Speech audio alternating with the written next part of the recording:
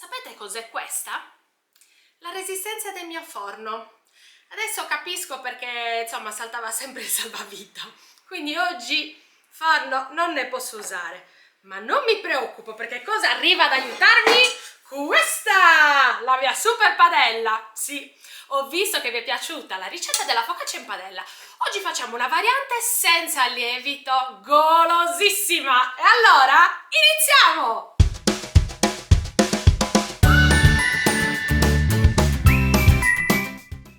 Come al solito, ricetta facilissima, veloce e che farà impazzire i vostri bambini. Procedimento semplicissimo. In una ciotola capiente vado a mettere 100 g di farina 00, poi 55 g di latte intero, così tutte insieme, senza preoccuparsi. Qua abbiamo 10 g di burro fuso. Non fate come me, che stamattina per sciogliere 10 g di burro nel microonde l'ho lasciato un minuto, ho sparato burro da tutte le parti. No, bastano 30 secondi microonde. Poi ci va pizzico di sale. Messaggio subliminale, non vi dico niente oggi. Quindi pizzico di sale. Basta. Niente lievito, quindi per chi è intollerante ai lieviti questa è una ricetta perfetta. Basta, iniziamo a impastare.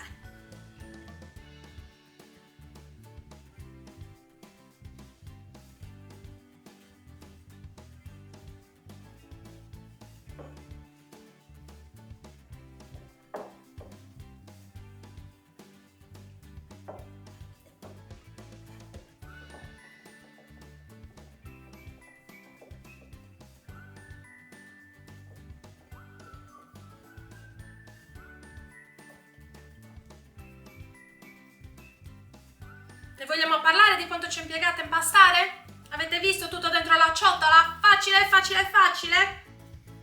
Perché se vi si rompe il forno, qualche ideuzza bisogna farsela venire, Guardate, ma impastare così, senza grande difficoltà. Fatto, finita, pronta. La appoggiamo qui e ci prepariamo il ripieno.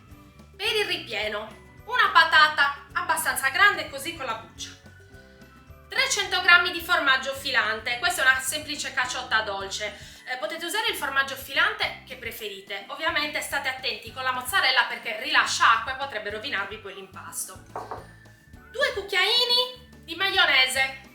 Ovviamente questa è la maionese fatta da me. Vi interessa la ricetta? Vi lascio il link. Vi occorre anche della noce moscata e dell'olio d'oliva per la padella. Lo so, adesso siete già lì. Io vi sento, non è che non vi sento, che dite? Ma adesso devo mettermi a bollire la patata per fare sto purè da mettere dentro. Ci pensavo lì! Ma non vi ricordate di questa? La borsetta per cuocere le patate? Vai, intera così. Si mette dentro, 4 minuti al microonde ed è pronto. Vado! Pronta, fate attenzione quando la tirate fuori perché è bollente. Ecco, bella calda. Però da qui la fate raffreddare un po', magari per non bruciarvi le dita, però la potete direttamente spellare. Vedete? Ah! Brucia molto! Quindi fatela, mi raccomando, raffreddare prima. Non fate come me che faccio le cose di tanto così, sono un po' pazza.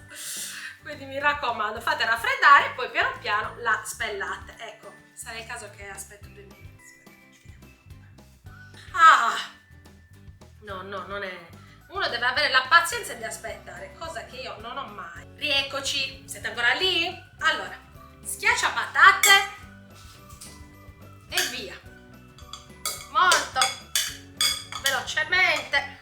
Schiacciate e fate una sorta di purè.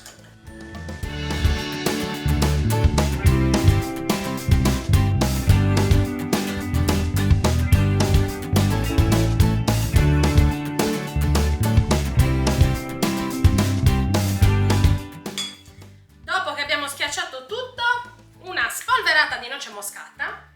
È volata la noce moscata veramente. Oggi è stato un miracolo. Spolverata di noce moscata. Altro pizzico di sale, senza esagerare, altrimenti diventa salato.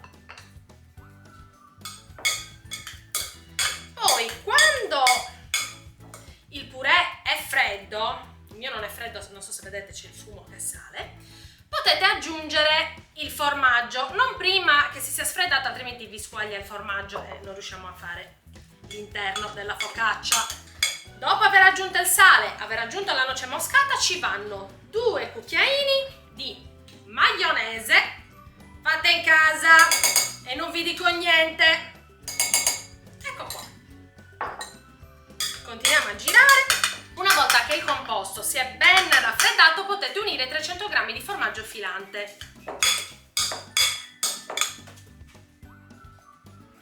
Uniamo il formaggio. Uniamo tutti gli ingredienti insieme.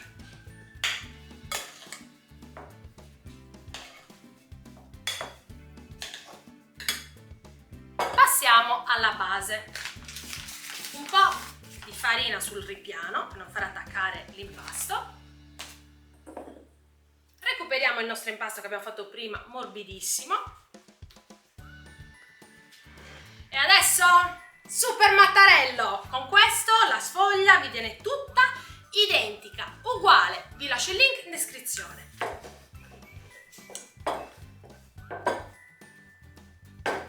Cercate di fare una sfoglia rotonda.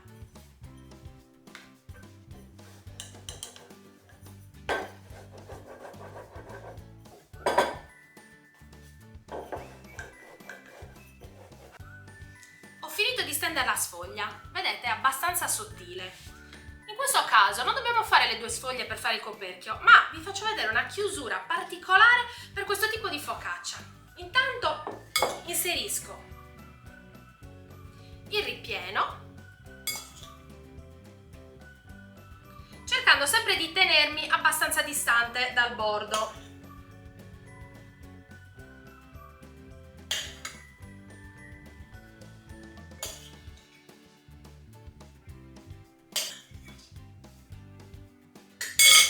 Vi faccio vedere la chiusura di questa focaccina, un po' particolare. Dovete tirare su un lembo e unire. Guardate, come fare uno smerlo tutto insieme, così andate a unire tra di loro la pasta e continuate a giro.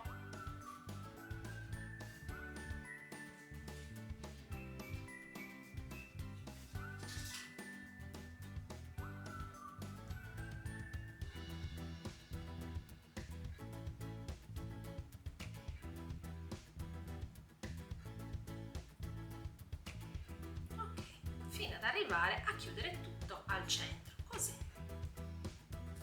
Guardate un po', e poi c'è da schiacciarla un po' con le mani. Lo so, è un po' particolare sta focaccia. Girate e adesso ci serve di nuovo il mattarello per stenderla.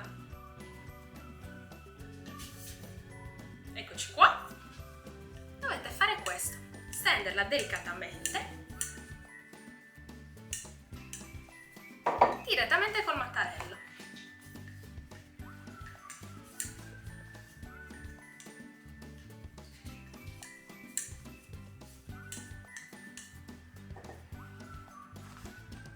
Vedete che dietro è chiusa?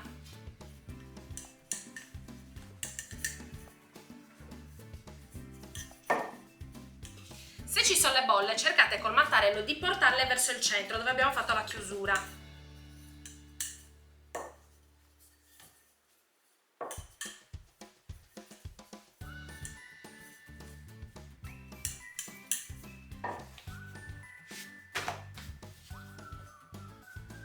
Diamo una forma un po' più tonda, così più carina.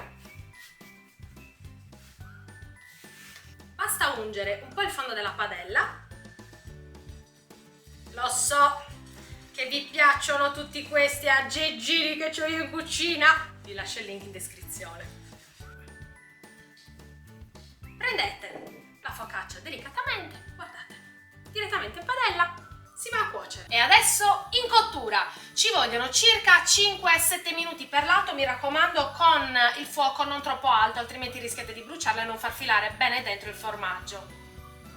Per aiutarvi nella cottura potete coprire con un coperchio, mi raccomando non copritela del tutto perché altrimenti rischiate di togliere la croccantezza, quindi lasciatelo sempre un pochino aperto così. Una volta che controllate che sotto sia ben dorata, c'è da dare una spennellata sulla parte superiore con l'olio extravergine di oliva. Pronti al lancio acrobatico della focaccia? Mamma mia, quando devo fare sto lavoro tremo. 1, 2, 3, ce l'ho fatta! Guardate che bel colore, tutta bella doratina. Sentite sfrigolare il formaggio perché probabilmente sta uscendo, ma non preoccupatevi, fa una bella crosticina sotto che era goduria. Focaccia pronta! No. Che dire, che dire! Ed eccola fumante, la nostra buonissima focaccia ripiena di patate e formaggio. I bambini stanno per tornare a casa, quindi no, non la posso assaggiare, altrimenti non ne lascio neanche un pezzo. E vabbè, sarà la prossima volta l'assaggio. Ciao da Valli!